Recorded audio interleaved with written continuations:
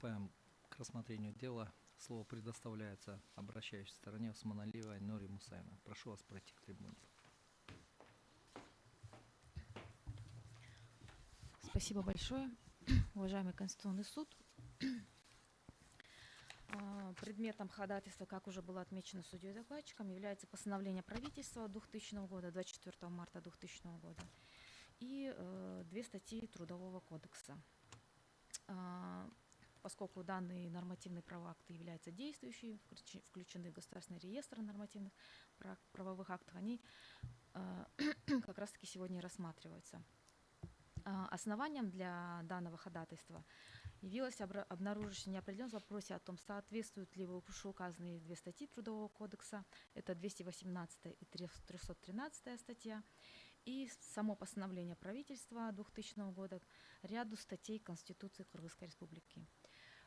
Неопределенность, по моему мнению, заключается в том, что оспариваемое постановление обозначенной статьи Трудового кодекса в системной взаимосвязи устанавливает определенный перечень работ, на которых женщинам запрещено работать. И указанное ограничение, по моему мнению, противоречит Конституции, международным документам, участницей которых является Кыргызская Республика. Правовая позиция и обоснование по этому вопросу заключается в следующем. В первую очередь хотелось бы отдельно остановиться на статьях Конституции, на противоречие которым я ставлю вопрос рассмотреть Конституционный суд. Это статья 23 части 3 и 4, которые гласят о том, что в Кыргызской Республике запрещается принять каких-либо подзаконных нормативных правовых актов, которые ограничивают права и свободы человека, а законом не могут устанавливаться ограничения прав и свобод человека в иных целях и в большей степени, чем это предусмотрено самой Конституцией. Части 1 и 3 статьи 24 говорят о том, что Кыргызская Республика обеспечит всем лицам, находящимся в пределах ее территории и под ее юрисдикцией, защиту прав и свобод. Никто не может подвергаться дискриминации по признаку пола, расы, языка, этнической принадлежности, инвалидности, вероисповедания, возраста, политических и иных убеждений, образования, а также других обстоятельств. И в Кыргызской Республике мужчины и женщины имеют равные права, свободы и равные возможности для их реализации. Статья 42 Конституции, часть 1, гласит о том, что каждый имеет право на свободу выбора труда, распоряжаться своими способностями к труду, на выбор профессии и рода занятий, охрану и условия труда, отвечающие требованиям безопасности и гигиены, а также право на получение оплаты труда не ниже установленного законом прожиточного минимума. Статья 55 Конституции гласит о том, что в Кыргызской Республике признаются и гарантируются права и свободы человека в соответствии с общепризнанными принципами и нормами международного права, а также вступившим в силу установленным законом порядке и международными договорами, участницей которых является Кыргызская Республика. Ну и статья 56, часть 1 и 2 говорят о том, что государство обеспечивает права и свободы граждан в порядке, закрепленных Конституцией и законами. И в Кыргызской Республике не должны приниматься какие-либо законы, отменяющие или умаляющие права и свободы человека. Все приведенные конституционные положения соотносятся, как уже было отмечено, со Всеобщей декларацией прав человека, которая также говорит о том, что не должно быть какой-либо дискриминации по признакам пола, языка, религии, расы, иных убеждений, имущественного происхождения и так далее. Ну и также с Международным пактом о гражданских и политических правах, который говорит, также дает обоснование, по каким признакам не должна проводиться дискриминация. Однако в нарушение вышеуказанного права и международных обязательств в этой части постановление правительства 2000 года и вот оспариваемые статьи Трудового кодекса, которые отсылают к данному постановлению, устанавливают полный запрет для женщин работать на различных видах работах, в том числе и работах с вредными и опасными условиями труда. 33 статья Трудового кодекса, она запрещает и как раз-таки отсылает на постановление правительства, на этот перечень, который утвержден во исполнении этой статьи. Если посмотреть на оценку Трудового кодекса и постановления правительства на предмет соответствия других международных документов, то можно также отметить Конвенцию ООН о ликвидации всех форм дискриминации в отношении женщин. Коротко мы ее называем КЛДЖ, Конвенция ООН по ликвидации всех форм дискриминации в отношении женщин. Кыргызская республика присоединилась к этой конвенции постановлением законодательного собрания Жогорку Кенеша 25 января 1996 года и собрания народных представителей Жогорку Кенеша 6 марта 1996 года. Пункты Д и Ф статьи 2 Конвенции устанавливают обязательство Кыргызстана отменить или изменить дискриминационные законы и нормативные акты, воздерживаться от совершения каких-либо актов или действий, представляющих собой прямую или косвенную дискриминацию в отношении женщин, и обеспечить отмену любых законов, имеют своим следствием и результатом порождения дискриминации. В соответствии с пунктом 1 БСИ статьи 11 Конвенции, Кыргызстан должен принимать все необходимые меры для ликвидации дискриминации в отношении женщин в сфере занятости, в частности, обеспечивать право на одинаковые возможности при найме на работу, в том числе применение одинаковых критериев отбора при найме, право на свободный выбор профессии или рода работы. Список запрещенных для женщин профессий, к слову сказать, был уже ранее предметом рассмотрения данного комитета по ликвидации дискриминации в отношении женщин в 2016 году. Так, в отношении России госпожой Медведевой была подана жалоба на то, что аналогичный список с запрещенными профессиями и конкретно в ее случае запрещает ей право на труд. И в данном деле комитет по ликвидации дискриминации в отношении женщин отметил следующее. Статья 353 Трудового кодекса постановления от 2000 года Российской Федерации запрещает применение труда женщин по 456 специальностям и 38 областям профессиональной деятельности. Комитет не получил никаких доказательств, свидетельствующих о том, что включение должности, в отношении Медведевой в данном случае было моториста рулевого в перечень работ, при выполнении которых запрещается применение труда женщин, оправдано научными данными о вредном влиянии этого вида деятельности на репродуктивное здоровье женщин. Комитет принял к сведению, что государство-участник ссылается на высокий уровень шума, однако не предоставил никаких доказательств того, что данный уровень шума может неблагоприятно сказаться на репродуктивном здоровье именно Медведевой. Комитет также придерживался мнения о том, что введение такой законодательной нормы отражает стойкие стереотипы, касающиеся роли и обязанностей женщин и мужчин в семье, обществе, которые консервируют традиционные представления о женщине как жене и матери и подрывают ее социальный статус и перспективы образовательного и карьерного роста. Кроме того, комитет отметил, что отказ в трудоустройстве ставит заявительницу в положение, при котором она не может зарабатывать на жизнь по профессии, для которой она получила соответствующее образование, и, следовательно, приводит к неблагоприятным экономическим последствиям для нее самой. Комитет счел, что отказ автору в трудоустройстве на основании общего положения законодательства представляет нарушение ее прав на одинаковые возможности при найме и свободный выбор профессии и рода работы согласно пунктам 1 БСИ статьи 11 Конвенции. И в полной мере комитет оценил право на охрану здоровья и безопасность условий труда, включая охрану репродуктивных функций, и отметил при этом, что конвенция,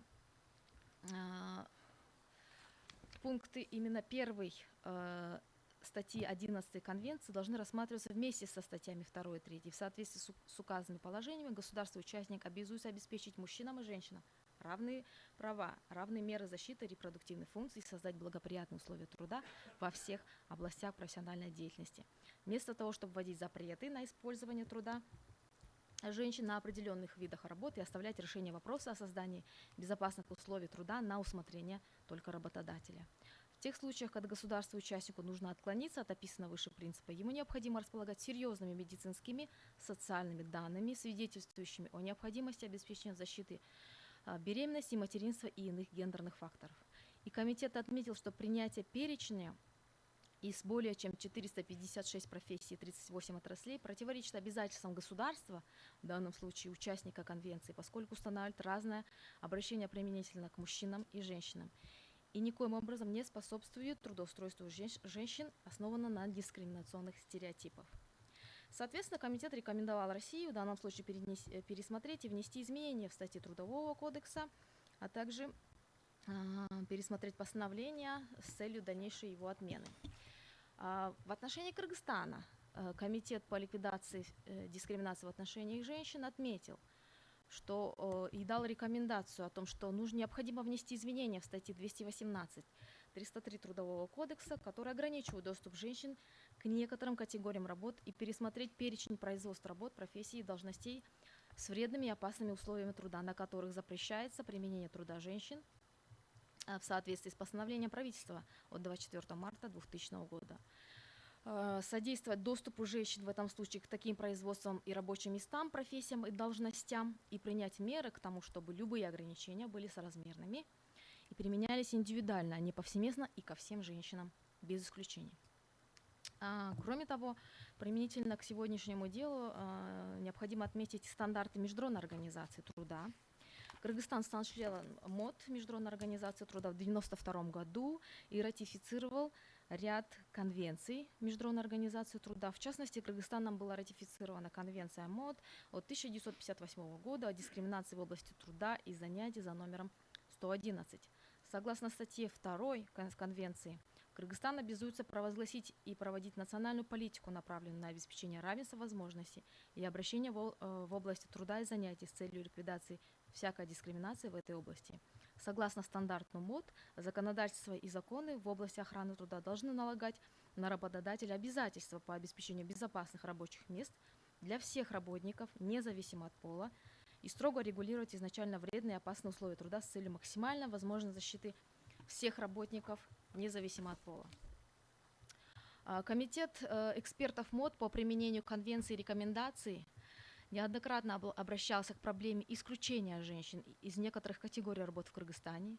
В 2021 году комитет вновь обратился к Кыргызстану с просьбой пересмотреть этот список и обозначил, что защитные меры в отношении женщин можно в целом разделить на те, которые направлены на защиту материнства в строгом смысле слова, что подпадает под действие статьи 5 Конвенции, и те, которые направлены на защиту женщин, в целом по причине их пола или гендерной принадлежности, основанные на стереотипных представлениях об их возможностях и надлежащей роли в обществе, что противоречит Конвенции и является препятствием для найма и трудоустройства женщин.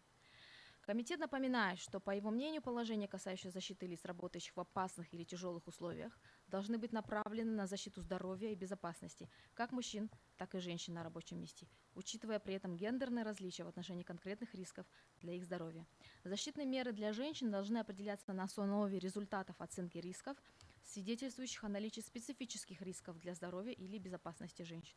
Поэтому такие ограничения, если они существуют, должны быть обоснованы и основаны на научных данных.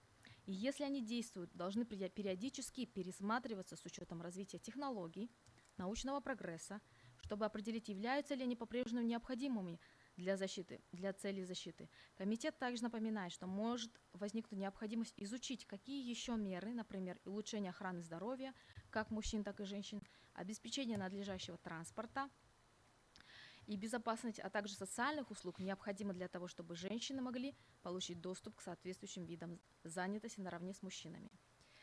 И в свете вышеизложенных соображений и в рамках проводимой реформы трудового законодательства комитет просил правительства принять меры для внесения изменений в Трудовой кодекс, в частности в разделы именно в статьи 218, 303, с тем, чтобы любые ограничения доступа женщин к определенным категориям работ были строго ограничены защитой материнства и не распространялись на женщин в целом. Также пересмотра перечня производства работ, профессий, должностей с вредными и опасными условиями труда, на которых запрещается применение труда женщин, установлено постановлением правительства от 24 марта 2000 года, и пересмотреть и изменить любые другие дискриминационные по признаку пола законодательные положения, в том числе в законе об охране труда, ограничивающие занятость женщин. Применительно к Международному пакту о гражданских политических правах и Международному пакту о экономических, социальных и культурных правах необходимо отметить следующее. Кыргызская республика присоединилась к этим двум пактам в соответствии с постановлением Жогорку Кенеша от 12 января 1994 года. Согласно статьи 26 Международного пакта о гражданских и политических правах, закон запрещает любую дискриминацию, гарантирует всем лицам равную эффективную защиту против дискриминации по какому-то то ни было признаку, какого пола или иного обстоятельства. Согласно статье 7 Международного пакта об экономических, социальных, культурных правах, Кыргызстан признает право каждого на справедливые, благоприятные условия труда, и в соответствии со статьей 2 пакта это право должно осуществляться без какой бы то ни было дискриминации в отношении пола и иного обстоятельства. С 2000 года Комитет по экономическим, социальным и культурным правам рекомендует Также Кыргызстан активизирует условия по улучшению положения женщин в области занятости. В 2015 году комитет выразил обеспокоенность в связи с масштабами безработицы в Кыргызстане, в первую очередь, которые затрагивали женщин. И в связи с этим, в связи с отсутствием всеобъемлющего законодательства по борьбе с дискриминацией, сохраняющей дискриминации по признаку пола, в том числе в контексте доступа к занятости, и что женщины в основном заняты в секторах на должностях с более низкой оплатой труда. Универсальный периодический обзор Кыргызстана, который рассматривается Советом ООН по правам человека, последний был проведен в 2020 году. И помимо общих рекомендаций по расширению представительства и участию женщин во всех сферах, Кыргызстан, он направил Кыргызстану конкретную рекомендацию по устранению юридических барьеров, приводящих к низкому и снижающему уровню участия женщин на рынке труда. Ну и Пекинская платформа действий повестка дня в области устойчивого развития на период до 2030 года в соответствии с целями устойчивого развития ООН, также которая была согласована более чем со 189 государствами, членами ООН, включая Кыргызстан, в 1995 году четко определила, что должны делать правительства всех стран для обеспечения равенства, недискриминации и продвижения экономических прав женщин. Эти действия актуальны и сегодня, и также приведут к прогрессу в достижении целей устойчивого развития ООН к 2030 году. Также в рамках Пекинской платформы было рекомендовано Кыргызстану пересмотреть законодательство национальное, включая обычное право и правовую практику в области семейного, гражданского, уголовного, трудового права и отменить все оставшиеся законы, которые дискриминируют по признаку пола женщин. А также были рекомендации в отношении экономических прав и независимости женщин, в частности, внедрить и принять законы против дискриминации. Здесь, наверное, идет речь о законе о равенстве и недискриминации, проект которого находится в настоящее время в парламенте Кыргызстана. В 2015 году все государства-члены ООН, включая Кыргызстан, приняли повестку Дня в области устойчивого развития на период до 2030 года и обязались достичь 17 целей устойчивого развития. В их число входит ЦУР-5, который говорит о том, что обеспечение гендерного равенства и расширение прав и возможностей всех женщин и девочек, задача 5.1, повсеместно ликвидировать все формы дискриминации в отношении женщин и девочек, и ЦУР-10, который говорит о сокращении неравенства внутри стран между ними с задачей обеспечить равенство возможностей и уменьшить неравенство результатов, в том числе путем отмены дискриминационных законов, политик и практик. Таким образом, существующий перечень более чем 400 рабочих мест и отраслей промышленности, запрещенных для женщин, противоречит всем вышеуказанным документам, международным документам, участницей которых является Кыргызская республика, и стандартам в области гендерного равенства в сфере труда и занятости. Кроме того, существует такая организация, как Организация экономического сотрудничества и развития. Несмотря на то, что Кыргызстан не является членом этой организации, но он сотрудничает по ряду вопросов, и также в том числе с странами Европейского Союза, которые являются участниками этой организации. И в рамках этого также были направлены рекомендации упразднить существующие законодательные барьеры.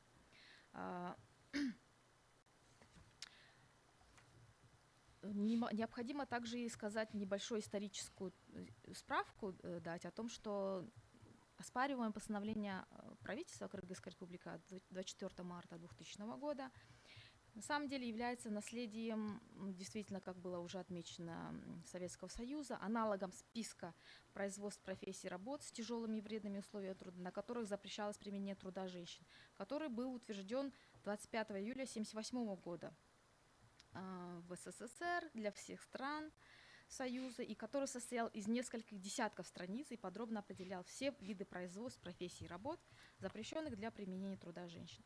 После распада СССР многие бывшие страны СССР и ее союзники со временем отказались от такого перечня и добились того, что любые меры, ограничивающие доступ женщин к работе и профессиональной деятельности, строго ограничивали защитой материнства, только материнства. Например, страны Балтии, Эстония, Латвия, Литва первыми отказались от этого перечня, чтобы привести свое законодательство в соответствии с законодательством Европейского Союза. В Украине в 2017 году был отменен приказ Министерства здравоохранения Украины 29 декабря 1993 за номером 256, который содержал перечень более чем 450 запрещенных для женщин профессий, за исключением главы 3, которая касалась горных работ. И эта глава, Украина заверила о том, что она проводит процедуры по отмене этой главы после завершения всех законодательных реформ. Соответственно, не будет каких-либо законодательных барьеров для идеализации женщин конституционного права на труд. В Армении список состоял из 330 специальностей, чуть меньше. Он был отменен в 2007 году в ходе приведения национального законодательства в соответствии с международным. И в настоящее время трудовое законодательство Армении имеет запрет для труда только для беременных женщин или женщин, которые осуществляют уход за ребенком. Во всех остальных случаях законодательно запрета нет. Грузия отменила список запрещенных профессий для женщин в ходе проведения национального законодательства в соответствии с международным. Сейчас в Грузии запрещается привлекать к выполнению тяжелых видов работ только беременным и кормящим женщинам. В Молдове 2017 года из Трудового кодекса была исключена аналогичная статья, которая касалась перечня запрещенных для женщин профессий. И в настоящее время статья 248 Трудового кодекса предусматривает, что чрезмерное ограничение всех женщин заменены защитными мерами для беременных женщин, новорожденных и кормящих матерей, включая временный перевод на более легкую работу с сохранением среднего заработка. Но при этом Комитет по ликвидации дискриминации в отношении женщин рекомендовал Молдове отменить и эту статью Трудового кодекса с целью устранения ограничений на использование труда отдельных категорий женщин по указанным профессиям. Перейдем к странам Центральной Азии. В Узбекистане в 2019 году был отменен запрет на трудоустройство женщин в некоторых отраслях и профессиях, а Министерство здравоохранения разработало и утвердило новый перечень запрещенных профессий и работ, которые стали лишь рекомендованы женщинам, но не обязательными. При этом комитет также отметил, что некая рекомендация это, не дает правовых обоснований и тоже может рассматриваться как запрет. Рекомендовал и эту рекомендацию устранить. В Казахстане с 2019 года правительство сократило список запрещенных для женщин профессий, в том числе и в Трудовом кодексе, и в соответствующем постановлении, внес изменения в законодательство и установил, что только перечень профессий, который отменяется, они будут установлены только там максимальный вес, которым женщинам можно поднимать, там снимается запрет на заключение женщин трудового договора и работу по профессиям, от которых они ранее были отстранены и так далее. То есть там были серьезные реформы. В России, ввиду упомянутого решения комитета ООН, Министерство труда сократило перечень с 456 до 100. Но, тем не менее, комитет отметил, что и эти 100 профессий необходимо отменить. Правительство Азербайджана и Беларуси неоднократно ранее, которые получали рекомендации от комитета в отношении списка запрещенных профессий, объявили о сокращении списка запрещенных профессий. Например, в Беларуси этот список сокращен до 90 профессий, и в Азербайджане до 181. И по касательно исторического аспекта необходимо также отметить, что многие профессии в том постановлении правительства, которое у нас имеется, они даже не применимы к Кыргызстану, поскольку это просто было как зеркальное отражение тех профессий, которые были установлены в Советском Союзе. В частности, там есть профессии на судоходных таких, на различного рода, все, что касается морской деятельности, то есть это неприменимо, потому что у Кыргызстана нет выхода к морю. По данным исследования Всемирного банка в 2018 году, как минимум в 104 странах из 189 имеются законы, которые ограничивают права женщин на определенные отрасли, но в этих странах имеются именно ограничения только для женщин, которые находятся в состоянии беременности. и только по определенным видам профессий. Это касается в основном горнорудной промышленности, строительства и энергетики, меньше сельского хозяйства и водоснабжения. Применительно вот к тому делу, которое рассматривалось, на самом деле поводом обращения моего в Конституционный суд с 2020 года явилось то, что моя клиентка имеет соответствующее образование.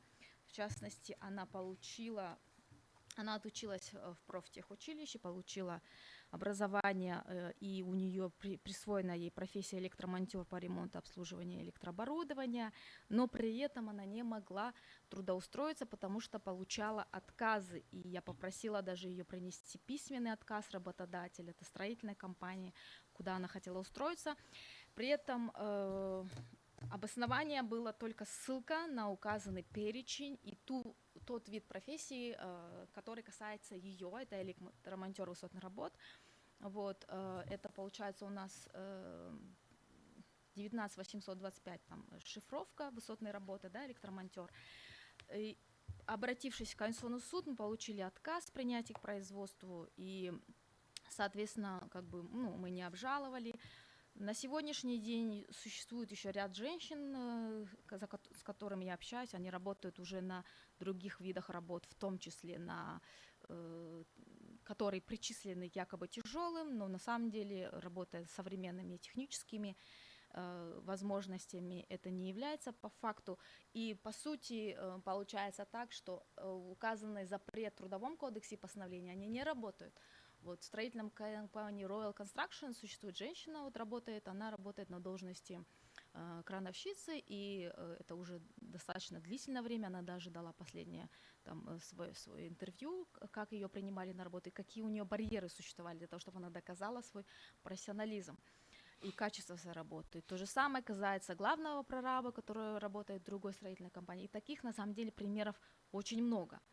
Поэтому по факту получается так, что даже для моей клиентки, которая поступала в профтехучилище, ей было отказано даже в доступе к образованию. То есть ей пришлось доказывать комиссии, да, вот, специально созданной для рассмотрения ее дела, что она может работать электромонтером. И после того, как она доказала, несмотря на то, что она являлась девочкой, ее приняли, и она получила образование в этой сфере, она стала одним из лучших учеников и получила сертификат. Вот хотела так передать для просто обозрения.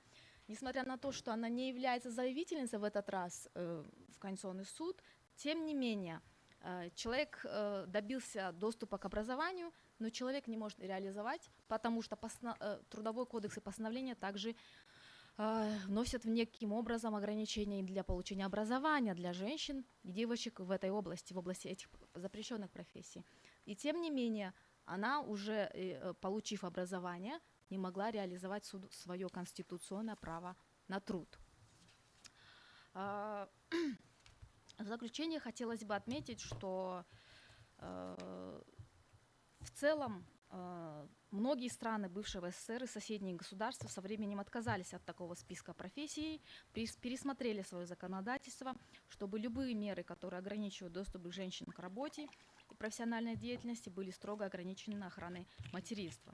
Комитет в отношении дискриминации по предупреждению дискриминации в отношении женщин, Международная организация труда, Комитет по правам человека, Комитет по экономическим, социальным и культурным правам, также Совет по правам человека неоднократно рекомендовали всем странам, в том числе и Кыргызстану, отменить эти дискриминационные положения и законы, внеся соответствующие изменения. И я считаю, что пересмотрев в данном случае законодательный запрет, Кыргызстан будет соответствовать не только своей конституции и ряду статей приведет в соответствие, да, но и будет выполнять свои международные обязательства, которые он взял на себя, подписать соответствующие конвенции, улучшить жизнь женщин и внесет вклад в достижение целей устойчивого развития, которые предусмотрены до 2030 года. У меня все, спасибо.